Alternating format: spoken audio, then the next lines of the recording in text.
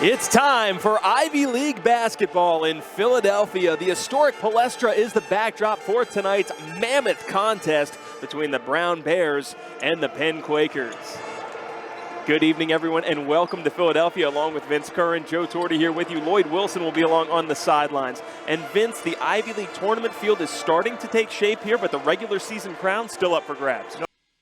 The second half of an Ivy League back-to-back in Philadelphia, where this evening the Cornell Big Red invade the Palestra to take on the Penn Quakers in a battle for Ivy League supremacy.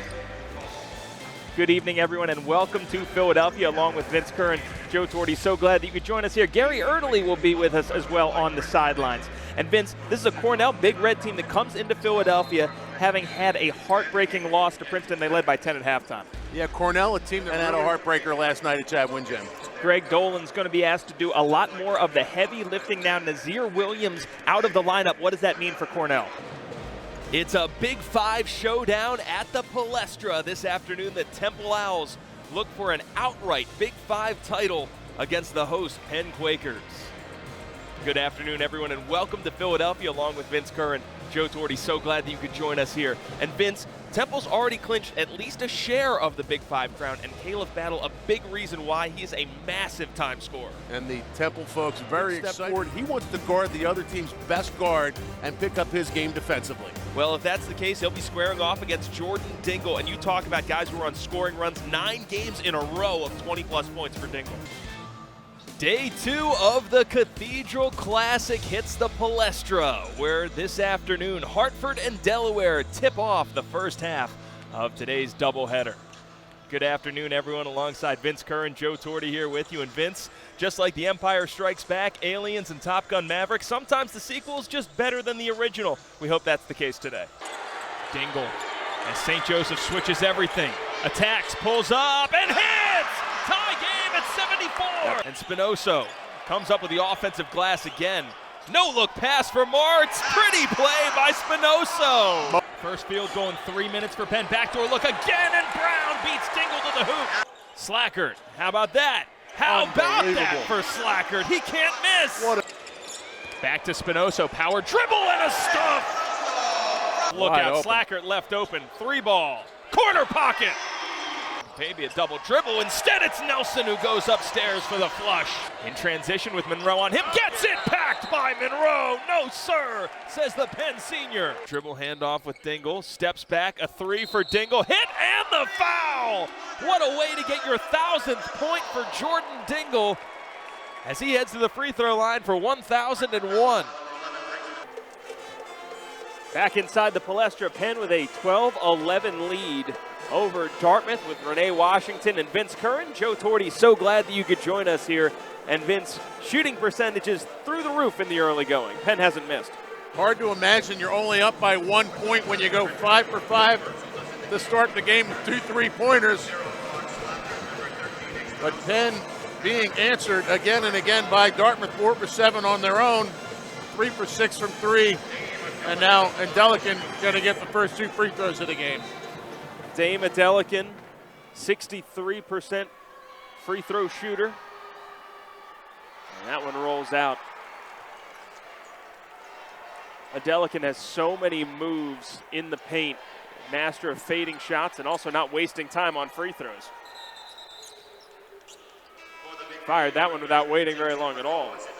Jackson Monroe, a freshman coming in for Dave McLaughlin. You can see Dave McLaughlin sending the sub up late because he wanted to set his defense. Unfortunately, unable to get there in time, but getting there in time is Jordan Dingle, now up to 8 points. And that's a shot that Penn likes. If that's going to be the result of full court pressure, it will not last very long for Dartmouth. Robinson going to work on Clark Slackert, who's checked in, along with Max Martz and Nick Spinoso. Dribble handoff with Romeo Myrtle. Looking inside. Good size mismatch here, but Monroe comes down with another rebound. Monroe had a good look at it. Another good rebound in traffic by Monroe. Slackert trying to shake his way loose. Spinoso going to work on the block. Lefty hook falls. What's allowed Spinoso to really raise his scoring average in Ivy League play by 5 points? Well, I mean, he's big, he's strong, he gets to that left hand, he's constant movement, and he's the beneficiary of people needing to pay so much attention to Jordan Dingle and Clark Slacker. Pretty good to be the third man in this offense. That foul's called on Max Martz, first foul called on Martz. And now Monroe gets a breather. George Smith checks in. And Vince, I know you've been excited about what Smith brings to this mix of Quakers since he returned from that injury against Lafayette. He really has been a difference maker. Reputation more defensively and handling the ball a little bit. He's picked up his offensive game, really shooting it well from three.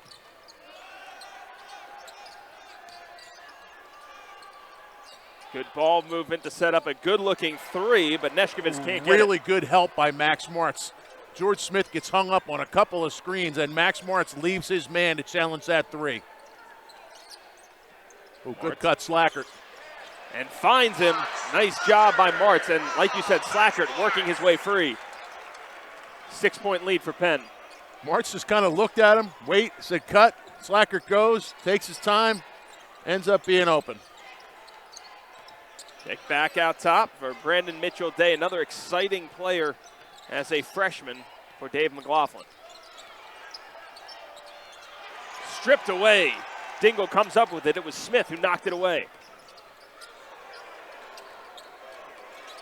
Spinoso, fifth in the Ivy League in assists.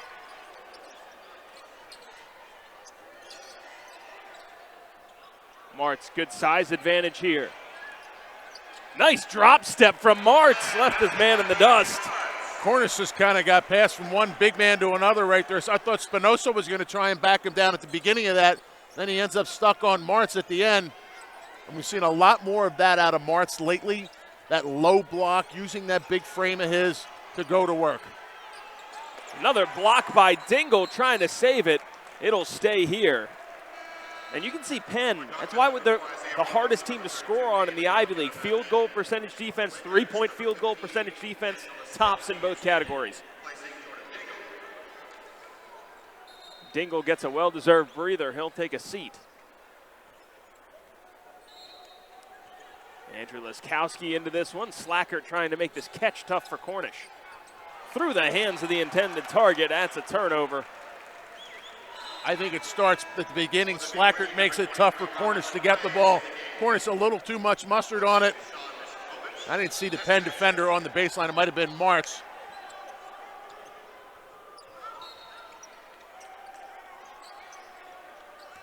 Did he just put the ball down and start the clock? What are we? Is this like a sixth grade girls game? Come on. Laskowski was reestablishing inbound. Smith, a good shake to get loose. Well off the mark. Stepped on the line, though, and that's a tough break for Robinson. Another possession for Penn. We were looking the other direction. Sure we just assumed he was going to start up the floor. There's one guy back. It was the official.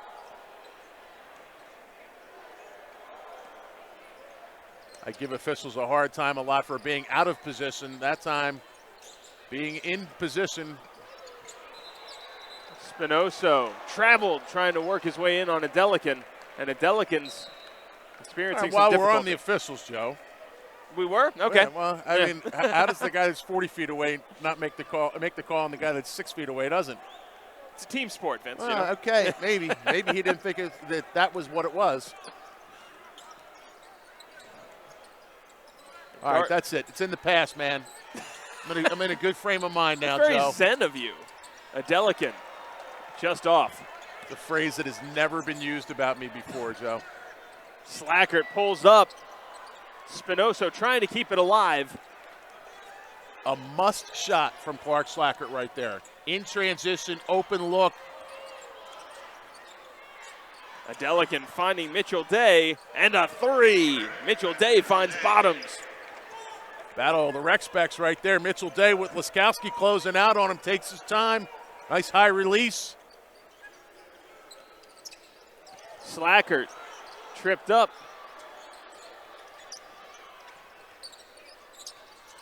Spinoso working his way in on a delicate 10 to shoot. This will be an exciting battle to watch all afternoon. Little shooter's roll there for Spinoso on the English. Dave McLaughlin was looking for the discontinued dribble right there. Looked like Spinoso might have paused a little bit and then went back down, and he was getting to that left hand come hell or high water and gets a soft roll at that end of the floor. Adelican, Spinoso tried to draw the charge. Instead, it's Adelican scoring. It's a flop by Spinoso. He's trying to do something to change up the dynamic right there. Here comes Adelican with the steal coming the other way. Cornish. Top of the key, McRae, Mitchell Day. And man, nothing coming easy. Mitchell Day had to shoot that one a little more quickly because of the good closeout by Martz. 5-point lead for Penn. Steve Donahue's got to be thinking Jordan Dingle soon back in the game. He does go over to the scorer's table, but Clark Slackert. I was watching the action, Joe. You were watching the table. I was cheating. It just kind of felt like Penn had stalled a little bit offensively, looking for maybe a little change of pace, but then Slackert gets the good backdoor cut. Adelican working on Spinoso. Mitchell Day into the lane. Martz has him squared up. Nice turning fader by Mitchell Day. Not a whole lot Martz can do. Yeah, Martz is frustrated at the end. He feels like he's got a good challenge, which he does. And part of that is not allowing Mitchell Day to get that deep to begin with. Trying to wall him off sooner. Goes to the post. There's space out around him. This is Martz's play. Tried to go off the window. Adelican cleans the glass. And Adelican's got such good hands. Talk about it all the time. Guys that don't fight the ball, that are sticky. Cornish launches this one into the backcourt. It'll be Penn ball with a 5-point lead, 9:38 left in the first half. Quakers looking good early.